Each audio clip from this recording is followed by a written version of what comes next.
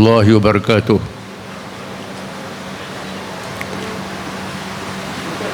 الحمد لله حمد الحامدين وحمد الشاكرين، والصلاة والسلام على حبيبنا وإمامنا وقدنا محمد سيد المرسلين وعلى آله وصحبه أجمعين.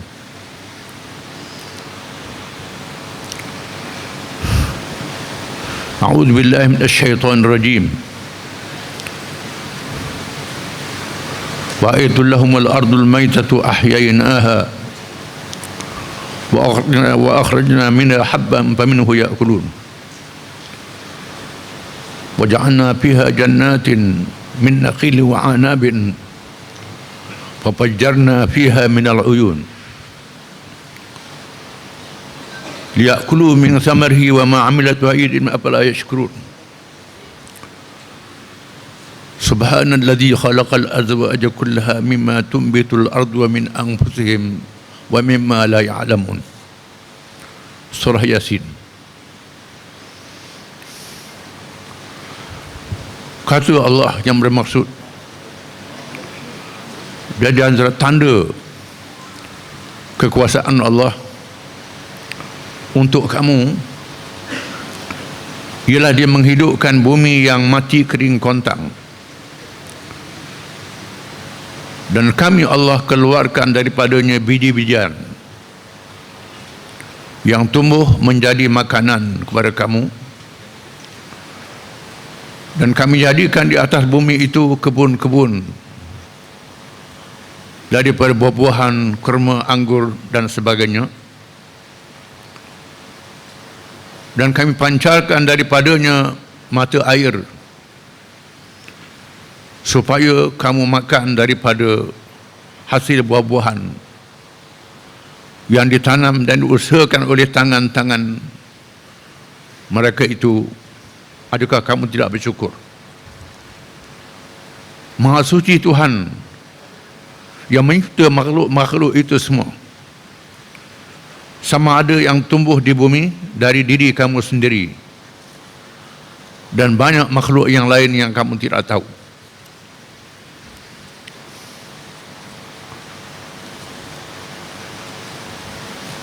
Yang dihormati pengacara majlis, yang berhormat Timbalan Menteri, pengurusi MADA, pengarah dan semua warga MADA, dan Perdana Undangan Negeri Kedah, Esko Kekayaan Negeri, pemimpin masyarakat, para petani yang saya kasihi dan saya hormati sekalian. Ayat Al-Quran yang saya baca tadi dari surah Yasin yang seringkali dibaca oleh umat Islam di malam Jumaat atau bila ada orang yang nazak nak mati, tanpa kita menyadari di dalamnya banyak petunjuk dan pengajaran.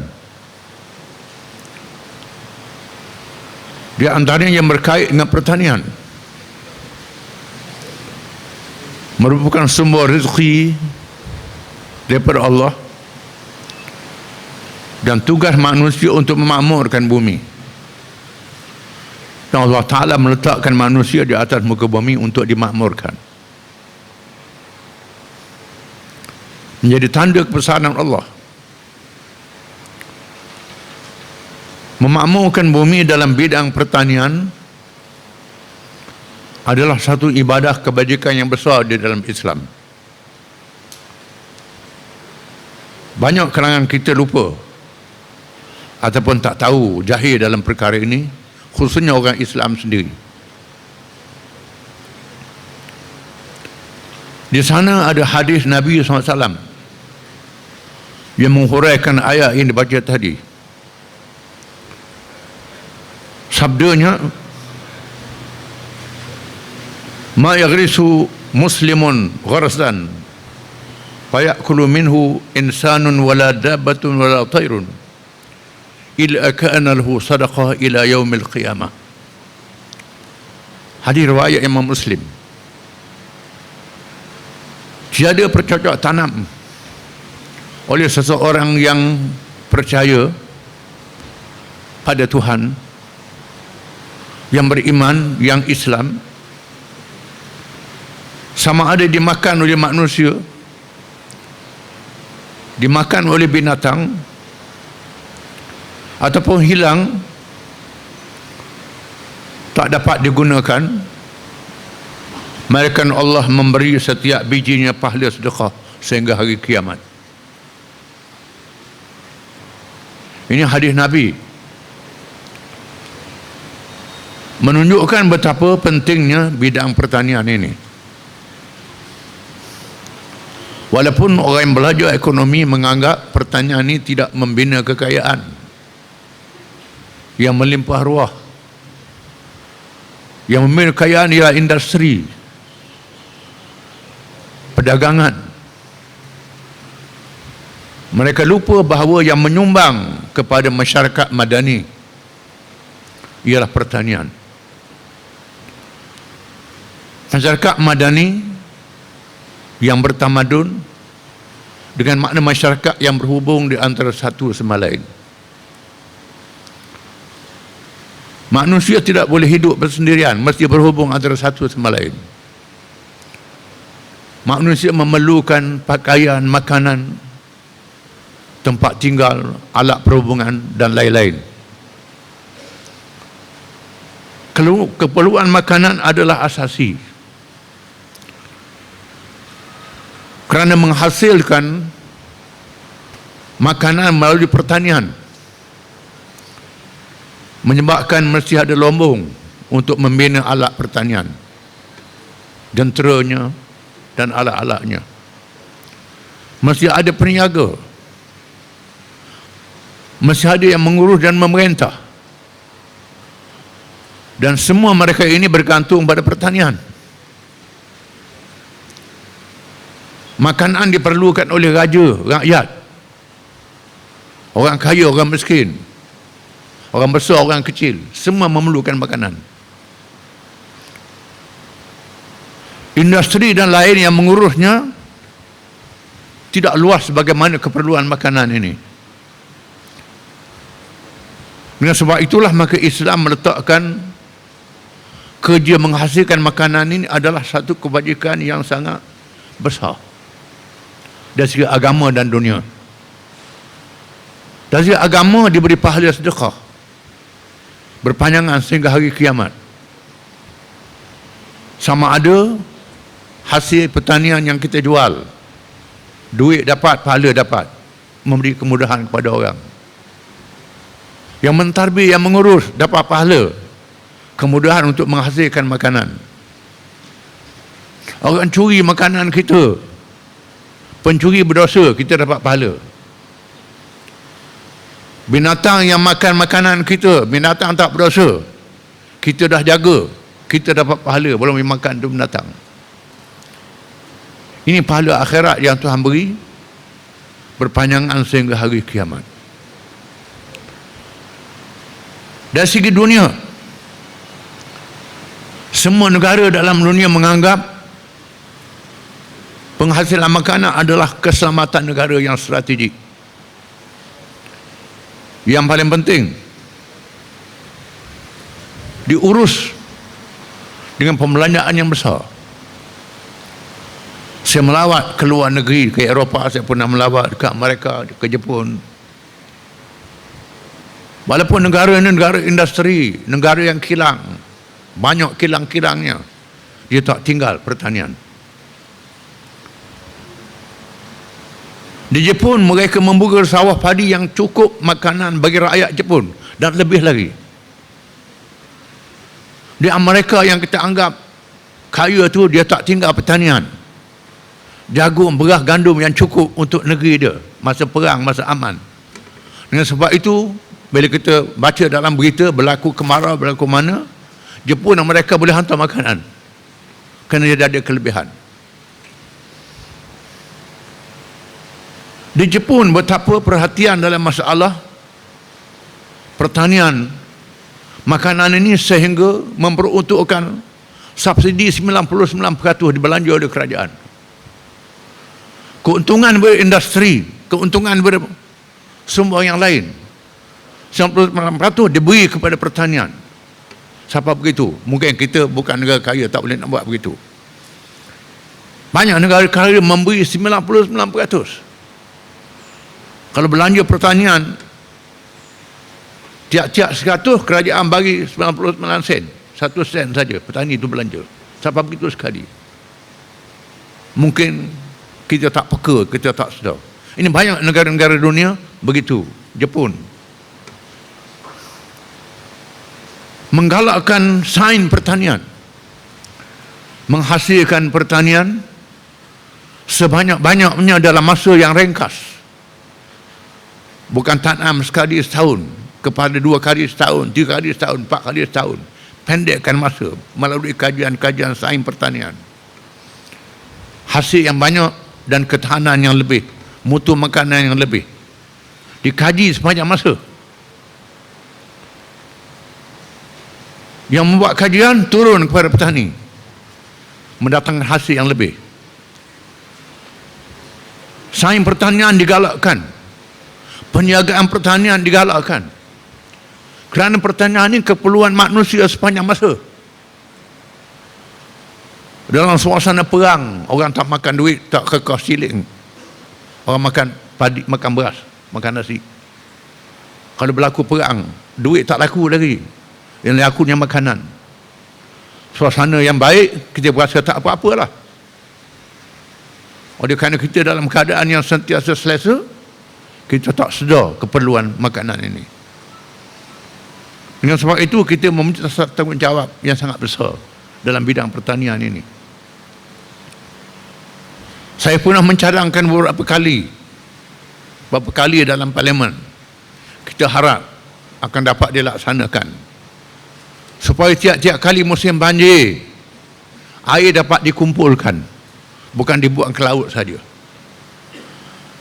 Membuat empangan-empangan yang banyak, kawasan tadahan yang banyak, cari tempat-tempat yang banyak untuk menyimpan air di musim banjir, tidak menenggelamkan kampung halaman, tapi air itu disimpan, disalurkan melalui pertanian, industri pertanian, usaha-usaha pertanian ini.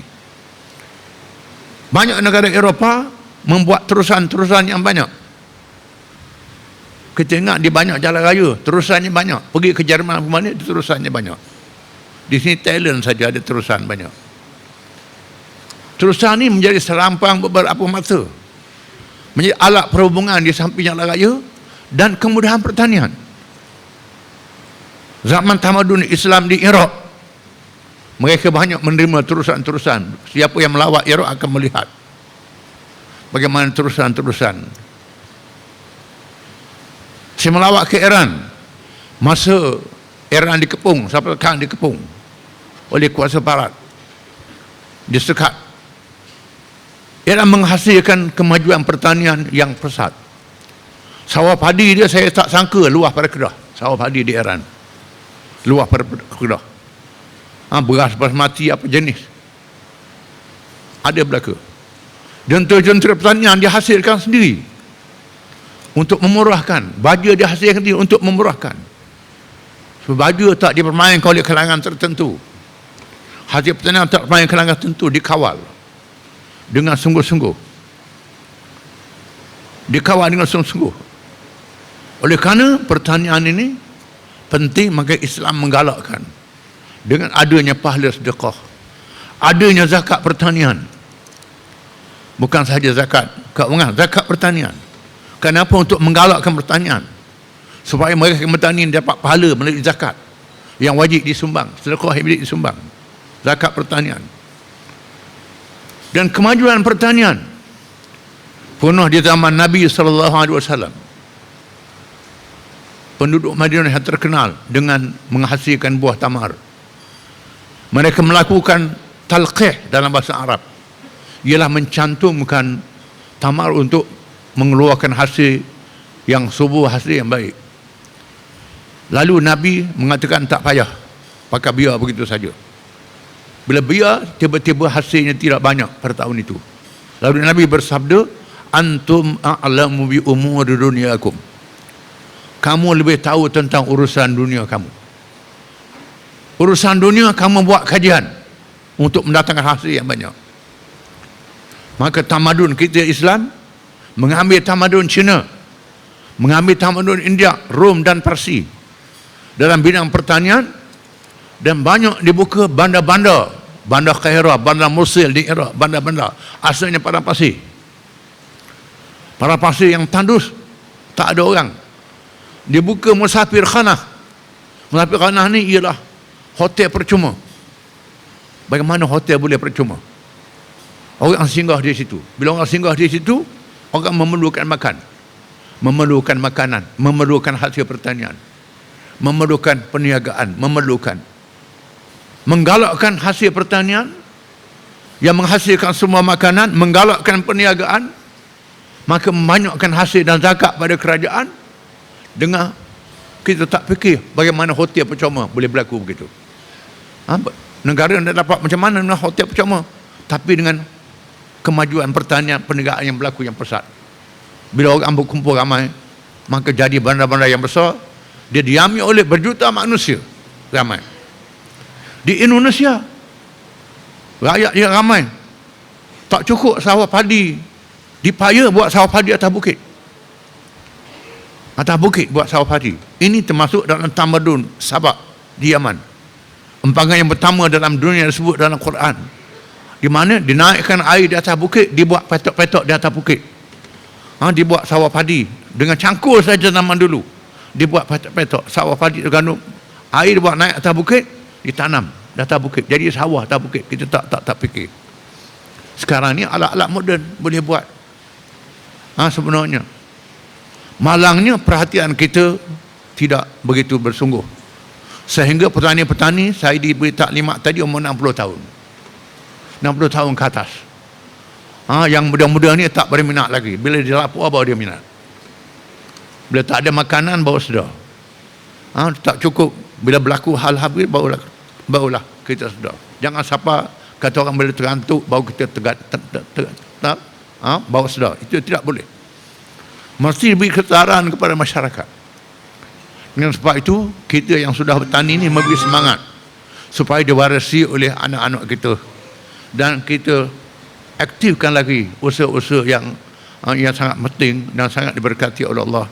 Saya rasa itulah beberapa patah yang dapat saya ucapkan, dan ini mudah-mudahan diberi manfaat kepada semua. Billahi taufiq wal hidayah. Wassalamualaikum warahmatullahi wabarakatuh.